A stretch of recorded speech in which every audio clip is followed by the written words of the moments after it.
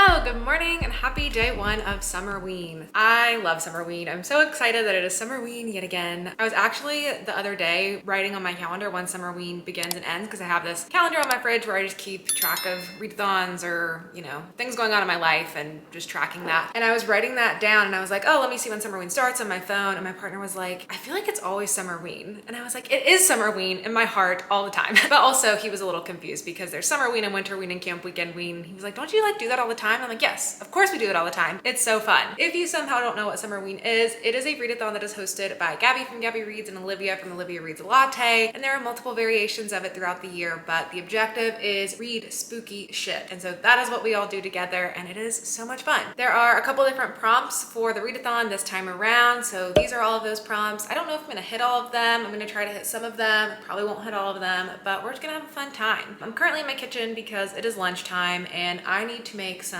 sweet potato tots. If you've never had these, I would highly recommend them. They are amazing and they are delicious. But I figured while I was making these, which let me go ahead and preheat my oven, that I would tell you about my reading plans for the week. I don't know exactly what I'm gonna be reading. I used to be more strict with TBRs and readathons, but readathons are less fun to me if I'm not just fully mood reading. So I've got an idea, I've got a possibility pile, but I'm just gonna try to read what I feel like reading so I can have the most fun over the couple days of this readathon. So first up, I have Kill River by Cameron Robicheaux. This is a slasher book that my friend Marcy from Marcy Reads is hosting a read-along for over the month of July, and one of the prompts for Summerween is to read a slasher book. So it is the perfect book to fit into your Summerween TBR if you are also participating in the read-along, which I am. So I have this. I really don't know much about it. I think it's set at an amusement park. Oh, it's set at a water park. And it is set in the summer of 1983. You're following some teens. Spooky things happen at the water park. Slasher fans rejoice. Old school horror is back. I love the cover of this and just the vibes it's giving off. And I'm hoping that this will be just a really fun amusement park type story. Basically everything that we wanted Hide by Kirsten White to be, but injected into this beautiful little mass market paperback. So this I'm really hoping to get to this week, but we'll see. I also have a couple classics. So I have The Strange Case of Dr. Jekyll and Mr. Hyde and Carmilla. Classics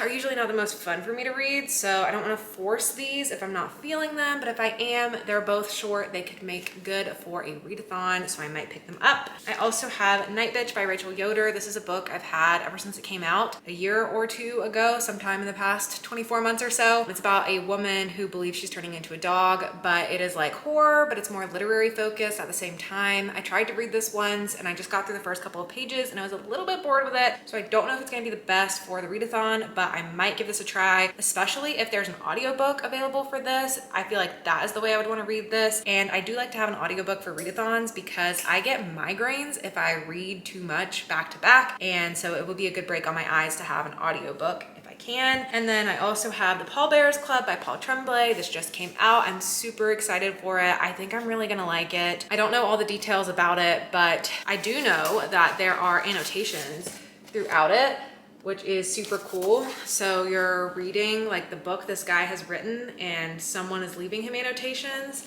And so that's all throughout the copy. So I really wanted the physical copy of this to be able to experience that. I've really loved stuff from Paul Tremblay in the past, so I'm really excited for this one. And I do think this is the book I'm most likely to fully read in the readathon this week. And then I also have a couple of e-arcs on NetGalley that I want to try to get to. So let me pull up the list of what those are. So I have Stay Awake by Megan Golden, which I think sounds really fun. And I've really been eager to read this one for a while. And then I also have Runtime by Catherine Ryan Howard, which is the same author of 56 Days, which is a book I really enjoyed. And so I've been really excited to read another book from that author. So I'd really like to get to those two as well, but the books are starting to add up. We have a lot in the possibility pile at this point, plus those two e-arcs. I don't really know what exactly I'm gonna get to. There may be also a surprise read that is not even anything I have planned right now, but I just wanna have fun. I wanna have a fun week of spooky reads. And so that is what we're going to do. So I'm gonna make my lunch and enjoy that and then get back to work for a little bit. And then as soon as work is over, the readathon really begins for me.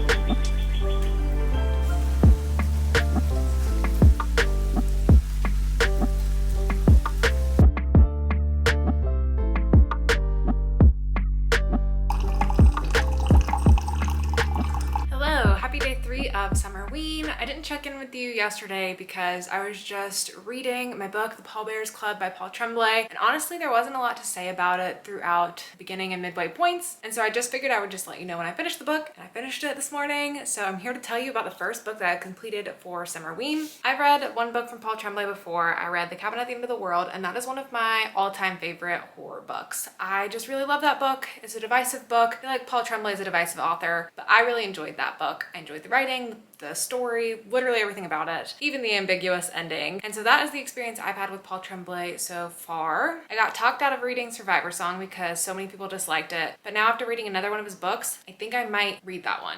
Not immediately, but I do think that one will be pulled back into my possible one-day TBR. I really enjoyed the Pallbearers Club. I didn't update you throughout the story because it's one of those stories where I knew I wasn't going to have a lot to say. Not a lot happens in this book. The plot, what you get from the synopsis, and the basic gist of what this book is about is that you are reading this memoir written by this guy, Art Barbara. He admits to you very early on that's not his real name, and the whole time you're not really sure if it is a true memoir, how much of it is fictionalized, how much of it is intentionally fictionalized, and how much of it is memory distorted or him purposefully hiding things from the reader. So it's a very interesting type of storytelling method. And then what you also read in the story is annotations that are left by a friend of his who he writes about a lot in the story, and she's often cutting back in with these like witty, sarcastic remarks, calling him out on things, saying, that's not how that happened, why are you portraying me this way, you're making this to be this whole thing when really it was never this at all. And a lot of it is this back and forth of, is there something supernatural happening or is there not? The basic premise of what's going on and the story that Art is telling is he's talking about when he was in high school, he was this awkward teen. He's incredibly self-deprecating throughout this entire story, so that is a tone that prevails throughout the whole thing. And he's talking about when he started this club called the Pallbearers Club, which he started as just something to put on his college applications to look good. Basically, he wanted to go volunteer at funeral homes to be pallbearers for people who didn't have a lot of people in their family to come attend their funerals and help out, or people who didn't really have anyone in their life, like just coming to do this really strange, morbid thing for people, which is a really interesting concept in itself. When he does this,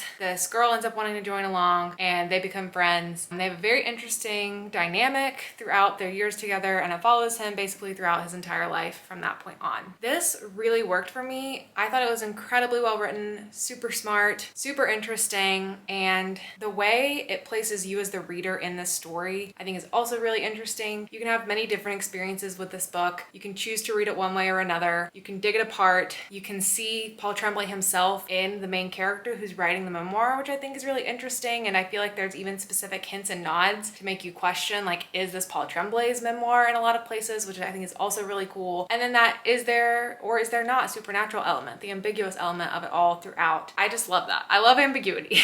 With that being said, I feel like a lot of people might not like this one. It is super slow paced. It's more of just like reading this guy's life story. It's very self-deprecating throughout the whole time. Like, the more the story goes on, the less I liked Art as a character, which is also really interesting because usually you kind of have the opposite relationship where you like a character more and more the more time you spend with them, and the more time I spent with him, the more I was like, get it together, stop calling yourself a loser, let's figure out your problems, come on dude. But really you're just watching this like spiral throughout the story with him, which gives you a completely different experience. And I just really liked it. I really liked the writing. I really liked the experience of this book. I'm really interested to hear Paul Tremblay talk more about this book and read more from him, so that's what I'm gonna go searching for as soon as I put this down. But yeah, overall I really enjoyed it. But if you're looking for a thriller, if you're looking for a horror, if you're looking for a psychological twisty thing, that's not what you're gonna get in this. I think it's gonna be really hard to explain this, and I think it's gonna be hard for this book to find its target audience. It found me, so I'm glad it did.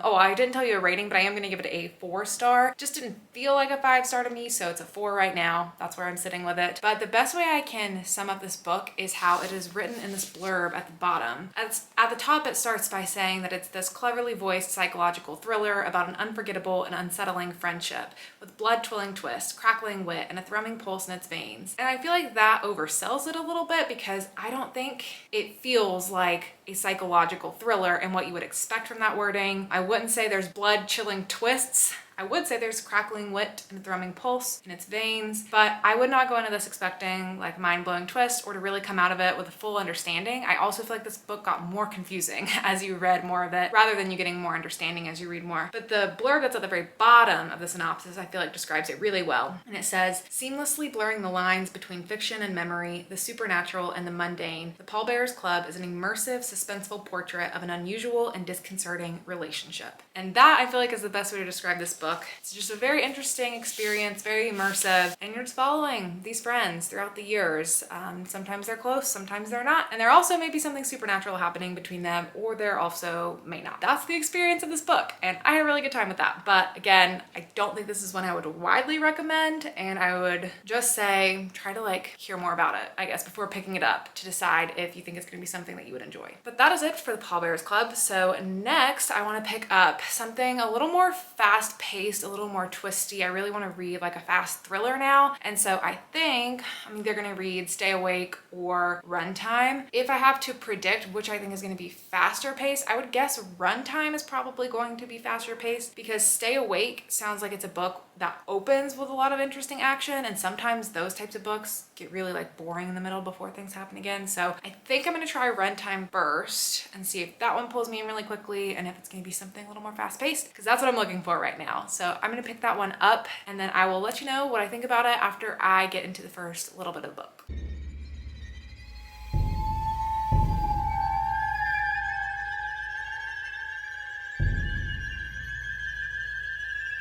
Hello, happy day 4, I think, of Summerween. Today is Monday, so I've been working all day. It's the end of the day. It's like 6 o'clock now. I'm going to probably still not read until a little bit later tonight. I've got to figure out what I'm gonna eat for dinner. I've been working in spreadsheets a lot today, and what I'm reading is an ebook right now, and I don't necessarily want to stare at a screen right now. So I'm probably gonna wait until later tonight when my friend Jessie from Reading with Jess does her regular Monday night reading sprints, which she does at 8 p.m. EST, and they're very fun. And I'm there like every week if you ever want to come hang out with her, and I will probably also be there. But yeah, highly recommend that. Those have been super fun. So I probably won't read anything until then, but I did start Runtime last night, and so I did want to tell you a little bit about it before I got too far into it. Currently, I'm about 20% in, and the funny thing with getting an arc on NetGalley is you don't always realize how long it is. So I went to look on Goodreads to see how long this book is, and Goodreads says it's over 500 pages. So that's terrifying. That's really long for a thriller, if that is actually the accurate page count, and that's really long for a readathon.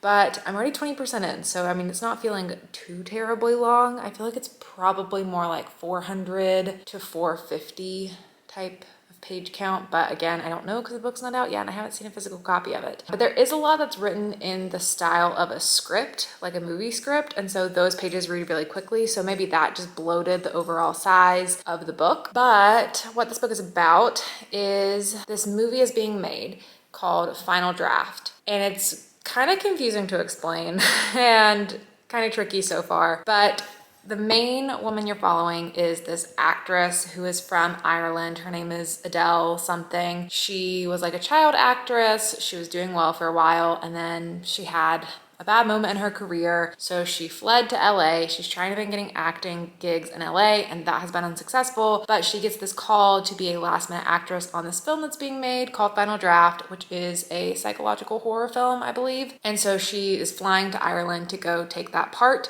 Circumstances around it are obviously a little bit weird, because why are they calling her if she's not the most desirable option, but they just need someone last minute, I guess. So she's gonna go do that. So that is some of the story you're reading.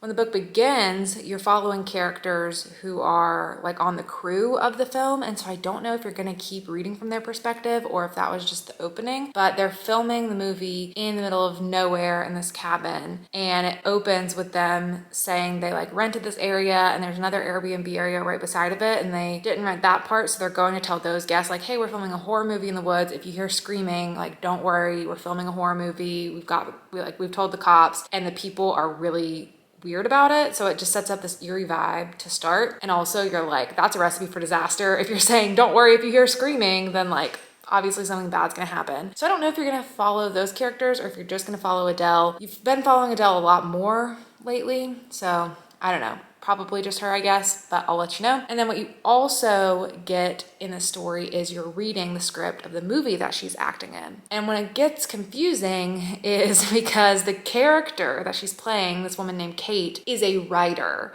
who is friends with writers, and they talk a lot about other famous books in her world. So it's very meta. It's like a story within a story, and there's stories within that story, and I don't know how much those stories are going to matter or not, and it is kind of confusing because like what the script is about is this woman going to stay at this cabin with her boyfriend, I guess. Then they found like these copies of a book called Final Draft on the shelves, which is a story about a woman going to a cabin with her boyfriend and bad things happen. So it is pretty confusing right now, but I'm following enough to get into the story. Don't really have any opinions on it yet. Still too soon to really tell. Everything's fine so far, and I'm interested to see where it's gonna go. So that's the book I'm gonna be picking back up tonight, assuming that I'm getting through it at a good pace. If this is the only other book that I get through in Summerween, that feels a little disappointing that it would only be 2 books that I got through in a whole week, but I liked the Pallbearers Club, and if I end up liking this one, I would rather have 2 good solid reads than read a lot and not really enjoying anything. So I don't know. Hopefully I'll still be able to get to at least 1 more book or novella after this one, or maybe it'll be really bad and I'll DNF it. I don't know. I don't think it's gonna be bad. I think I'm gonna like it.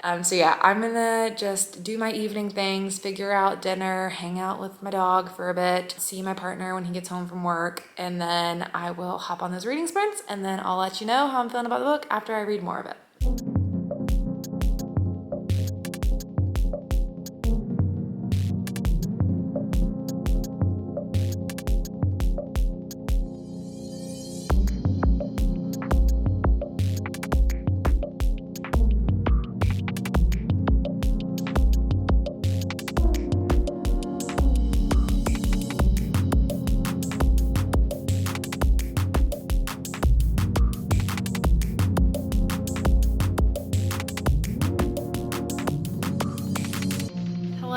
Long time no talk. I haven't done the best job of vlogging during Summerween.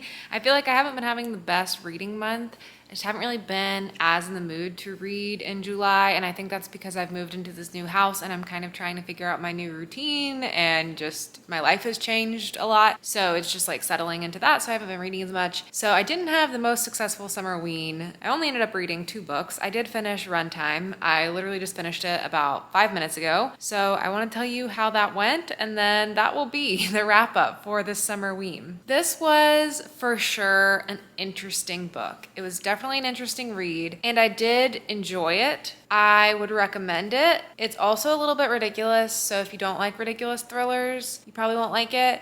It kind of reminds me of The Woman in the Library, which recently came out, which is also a metafiction, and with this being a story within a story within a story within a story, that's why it reminds me of that. I'm just like, Catherine Ryan Howard, how many sticky notes did you have to put on your wall with string connecting them to be able to plot out this book? It's so much. Like, it's so much. Every time you would get another layer of meta and you're like, wow, she's really going there. She would push and go again. And you're like, how are you keeping all this connected? How are you keeping it straight? It's definitely really cool. It's definitely also confusing. Not so much that you can't follow along with like the basic story of what's going on, but by the end, you're kind of like, whoa, what did I just read? So I did enjoy it. I thought it was fun. There was a little bit of a slow part in the middle of the book. I do think the book was a little bit long and it could have probably been cut down a little bit, but overall it kept me guessing. There were some surprises in it. I like the structure that it was meta and doing something unique, doing something different. So much of it is about isolation, being in a cabin in the woods, whether that is the main story you're reading or the story within the story or the story within the story within the story or the story within the story within the story within the story. And I really like those vibes, so that was fun too. It's also one of those books where you don't know who to trust, and I enjoy reading books like that. I like thrillers where you're not sure which characters to trust. The main character's feeling kind of paranoid, you're feeling kind of paranoid. I find that to be an enjoyable thing to read. I will say there's a lot of gaslighting in this book, or presumed gaslighting, I guess, because it's the thing where everyone's telling the main character that the thing that they think is happening is not happening, and you don't know if it is happening or if it's not happening. You do by the end of it, but I don't want to spoil it for you. But if you don't like reading stories like that, if that is a trigger for you, this book is chock full of it. So I might suggest skipping this one if that's not something that you want to read. But overall, generally, I would say I had a good time with it. I definitely am interested in reading more from Catherine Ryan Howard. I do want to read The Nothing Man for sure. That's one that's high up on my radar. And I would keep an eye on new stuff that she has coming out as well. This wasn't a 5-star for me. It was either like a 3.5 or a 4. I'm not totally sure. It kind of feels like a 4 right now, but I could see it kind of dwindling to a 3.5. But I also just liked the vibes. So I don't know. I need to sit on it for a little bit longer than just having finished it a couple minutes ago to know my full rating, but somewhere between a 3.5 or a 4. Definitely enjoyed it. Do recommend it if it's a story that seems interesting to you. And yeah, that was it. So that was it for my Summerween experience. I definitely did not complete all the prompts. I only read 2 books, but at least I enjoyed both of the books, which is what I was hoping would be the outcome if I did only read 2 books. So that's still a win for me. I'm glad that I got 2 new fun thriller, horror, I don't even know what to call the Pallbearers Club, like slow burn, suspense, psychological portrait of friendship. I don't know, but I read 2 books. I enjoyed both of them. That's a win for me. I hope you all had a great Summerween. Thank you so much for watching this video. If you did participate in Summerween, let me know down in the comments below what you read. What did you love from Summerween? Let me know all about it down below. And if you want to leave an emoji in the comments to let me know that you got to the end of the video, let's do the ghost emoji because I like to use that relating to Summerween. But that is it for me. Thank you so much for watching, and I'll see you on my next video. Bye.